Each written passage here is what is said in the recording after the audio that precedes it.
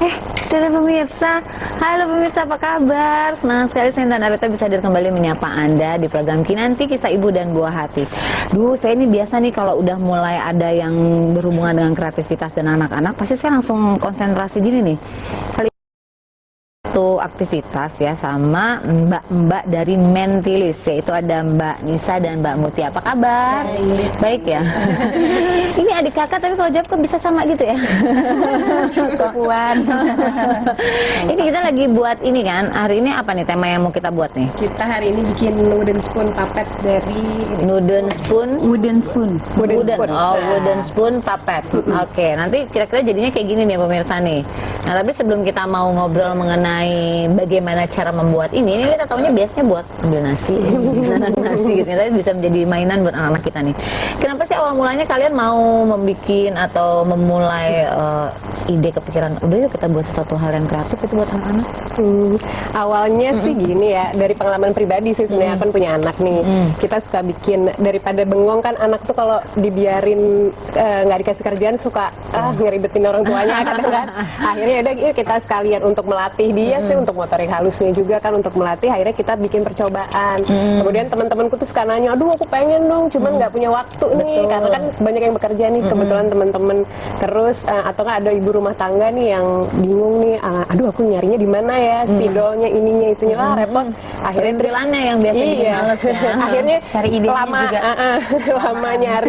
lama nyari alat-alat ya, idenya akhirnya nggak bikin sama anaknya. Udah deh akhirnya aku coba memfasilitasi sih, jadi kita bikin satu box gitu tiap bulan, dikirim ke rumah si anak itu, tinggal dikerjakan bersama orang tuanya sih. Wah enak banget ya, jadi ibaratnya kita bisa quality time sama anak-anak ya kalau kita buat kayak gini kan. Iya benar. Di rumah anak usia berapa nih Mbak Nisa ya? Iya. Usia berapa? Usia 5 tahun 5 dan tahun 2 tahun. Dan 2 tahun. Kalau Mbak Mutia? Aku 4 tahun, anaknya baru 1. 4 tahun ya? Saya 4 tahun. Terus gimana anak-anaknya sendiri? Excited pada waktu itu? Ya itu sebenarnya jadi Mentilis kita uji cobanya ke anak-anak kita sendiri gitu ya. Karena kita kebetulan ada sekelumpulan ibu muda yang coba di ini sama Nisa, dicoba dan anak-anak super excited, dan yang lebih surprise lagi adalah ternyata orang tuanya juga excited untuk ikutan di quality time sama anak-anak itu. Itu dia. Itu yang terjadi sama aku nih pemirsa nih. Kalau udah mulai ada yang creativity kayak gini, aku biasanya udah lupa semuanya kan. Kadang-kadang anak aku berantakan, kayak jangan berantakan. Iya. Malah ibunya ya gitu. Jadi kita pengennya tuh orang tua juga quality time with kids. Nggak yang mikir, aduh harus ngapain, boring, ikutan main. Tapi sesuatu yang ternyata menarik juga loh buat orang tuanya ikutan. Oh excited juga gitu ternyata pas lihat hasilnya gitu. Iya. Ini ngomong-ngomong ada banyak banget nih. Tadi kan nih ada yang wooden spoon ini kan, puppet ini kan. Jadi gimana caranya nih menjadi tokoh lah ya. Gitu ya. Untuk bercerita. Untuk bercerita bisa, oh iya benar, ini bisa kita bercerita nih sama anak-anak kita nih. Misalnya ini jadi si temennya, hai, apa kabar?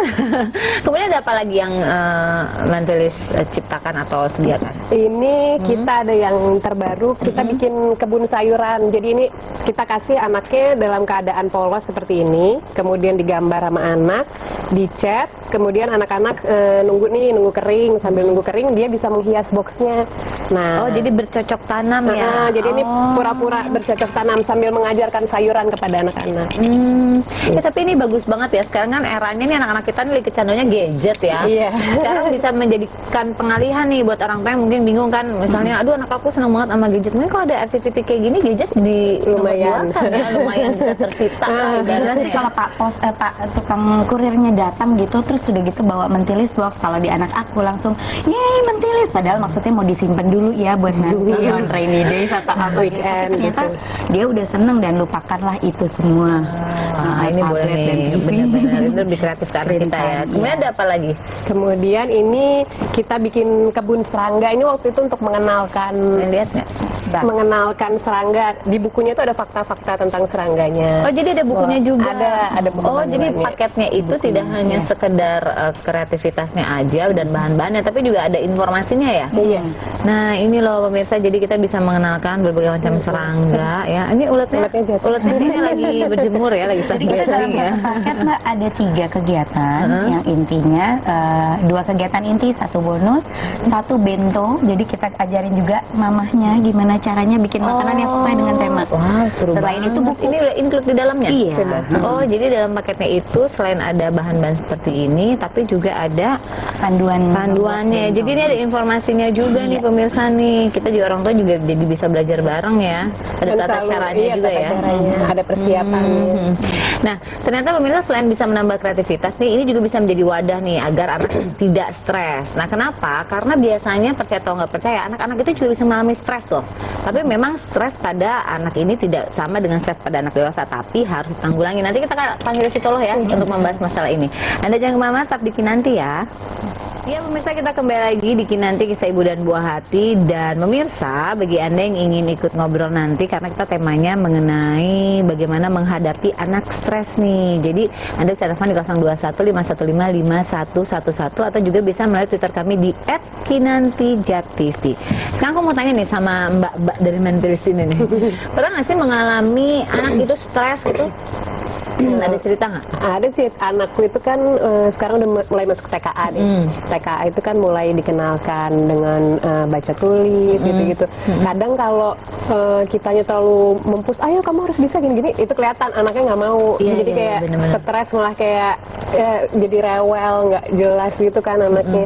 Ya mungkin itu sih karena kalau ada paksaan dari kitanya, atau mungkin anak zaman sekarang mungkin paksaan dari luar kan, harus ikut les terus-terusan yang dari pulang sekolah les ini, wah kan kadang kesiannya anak. Nah, ini kita juga mau nanya sama pemirsa di rumah nih, ada beberapa tanggapan dari masyarakat mengenai anak kondisi stresnya gimana nih. Coba kita lihat dulu ya video berikut ini ya. Ya pemirsa, selamat menyaksikan.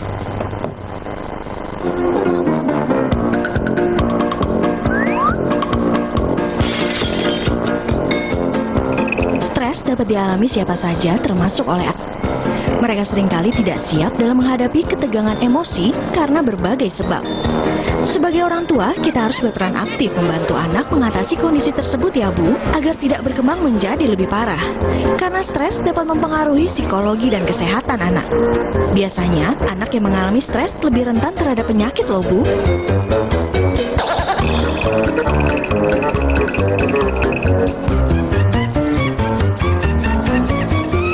Satu, jangan sering-sering anak diomelin, kasih pengarahan, jangan terlalu ditekan.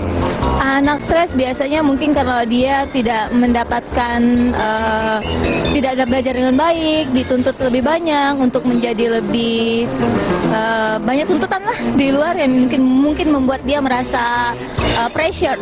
Karena dia di sekolah mungkin ya pelajarannya banyak PR, jadinya karena tertekan sama guru ininya pelajarannya, jadinya dia kadang-kadang di rumah suka inilah bingung mau ininya sama bundanya. Seiring perkembangannya, tanpa sengaja anak mendapatkan tekanan. Tekanan yang datang bukan hanya berasal dari dalam rumah, dari luar pun tekanan bisa dialami oleh anak. Kondisi psikologi yang masih sangat lemah dapat membuat anak mengalami stres. Simak nanti kali ini ya Bu, agar lebih tahu bagaimana mengatasi dan mencegah stres pada anak.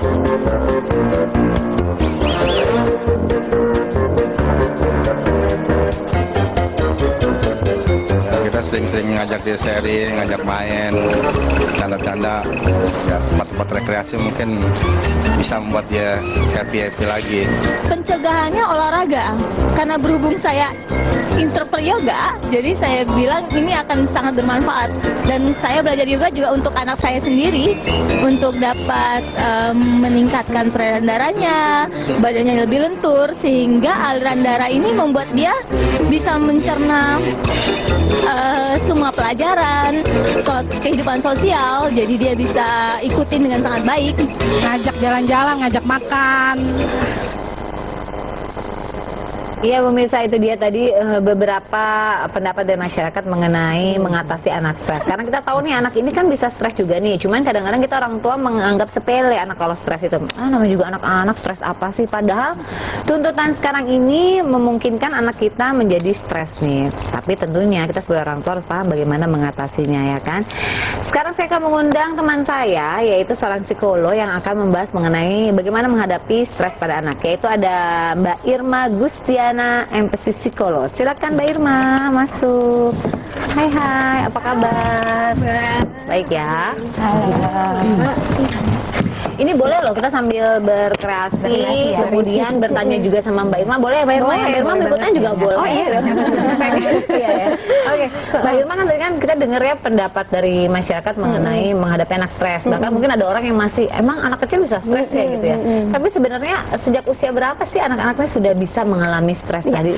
Kalau mau dibilang sih kalau stres itu sebetulnya dari janin sebetulnya anak udah bisa stres. Dari janin? Jadi dari dalam janin terus usia 0 sampai dia nanti remaja itu mudah sekali mengalami stres. Dari janin itu stresnya gimana maksudnya? Biasanya sih kita bisa ngelihatnya kalau dari USG ya. Jadi kalau misalnya kita USG, kemudian nanti kita lihat di situ biasanya ada perubahan pola, misalnya perilakunya dia. Dari beberapa penelitian bisa terlihat bayi yang janin yang stres ini di dalam kandungannya itu menutup muka, kemudian dia juga gitu. merengut, kemudian Itu gian banget tuh waktu di USG semuanya dia merengut asisten aku, ntar aku panggil ya. Iya, jadi biasanya seperti itu. Jadi kelihatan sekali. Nah, itu dari USG kelihatan. Kemudian kalau bayi itu karena nggak bisa ngomong, biasanya akan kelihatannya seperti misalnya rewel, terus kemudian misalnya nangis, ya. Terus kemudian biasanya juga kalau tidur itu gelisah. Nah, itu biasanya kalau bayi cirinya seperti itu tuh Mbak Intan. Kalau balita? Balita biasanya kalau sudah usia 3-4 tahun kan sebenarnya udah bisa ngomong ya, tetapi karena pengalaman hidupnya masih sedikit, biasanya cenderungannya itu jadi marah, kemudian makannya jadi berkurang, kemudian juga imunitas tubuhnya jadi berkurang juga. Jadi pada akhirnya mudah sakit biasanya anak-anak seperti ini. Wah, berarti kasihan juga ya kalau Iya, misalnya orang betul. tuanya nggak ngeh gitu, anak saya lagi stres nih, kenapa sama anak saya? Ternyata bisa pengaruh ke imunitas ya? Imunitas berpengaruh, jadi biasanya mereka juga jadi gampang alergi tuh Mbak Intan. Oh gitu. Betul. Biasanya yang Mbak Irma suka temui gitu selama ini kalau anak-anak yang stres kemudian terlambat ditangani, apa nih kalau dari fisiknya misalnya yang berubah? Kalau fisik sudah pasti jadi gampang sakit. Kemudian biasanya yang tadi mungkin Mbak Anissa sama Mbak Mutia bilang kebanyakan misalnya kalau akademik gitu ya, jadi akademik overload gitu ya, terlalu banyak tekanan, biasanya jadi mogok sekolah. Terus kemudian jadi prestasinya menurun. Kemudian ada beberapa ciri lain namanya psikosomatis. Jadi misalnya jadi muntah-muntah, Kasian banget jadi ya. diare, jadi pusing. Itu sebetulnya ciri-ciri anak kalau misalnya mengalami stres. Oh, jadi kalau misalnya ada anak nih mau ke sekolah atau ke suatu tempat terus dia tiba-tiba jadi kayak yang sakit perut, mual apa, kita harus tahu nih ada Ya, apa nih kok anak sampai harus deteksi juga ini sebenarnya karena apa? Karena kadang-kadang perubahan situasi gitu ya, yang berubah-ubah itu juga bisa menyebabkan anak stres. Contohnya aja nih kan Mbak Intan, anak zaman sekarang itu kan daily activitiesnya banyak sekali. sama kayak orang Ya kerja. kan, pulang sekolahnya udah siap. Habis pulang sekolah nanti Les ABCD, ABCD dan kebanyakan ya akademik. Betul. Nah, akhirnya si anak ya jadi itu mudah stres, nggak ada kesempatan buat main. Nah, itu dia.